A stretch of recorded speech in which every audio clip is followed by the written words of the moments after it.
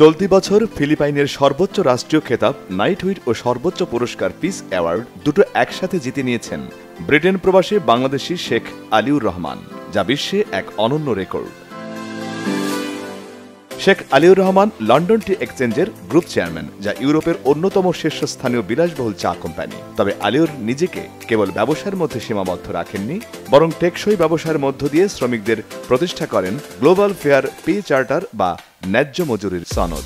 গত বছর ২২ মে লন্ডনের ম্যানশন হাউসে জাতিসংঘ ও কমনওয়েলথ সনদটি স্বাক্ষর করে আনুষ্ঠানিকভাবে স্বীকৃতি দেয়। শ্রমিক কল্যাণ এবং টেকসই ব্যবসার জন্য সনদের প্রতিটি শর্তকে সমর্থন দিয়ে তাতে স্বাক্ষর করেন লন্ডনের মেয়র সহ প্রভাবশালী নেতারা। মূলত এর পরপরই ছড়িয়ে পড়ে আলিউরের ন্যায্য মজুরির সনদ। শেখ আলিউরের নেতৃত্বে এখন পর্যন্ত ১৪টি দেশ শ্রমিকদের বেতন বৃদ্ধিতে প্রতিশ্রুতিবদ্ধ হয়েছে।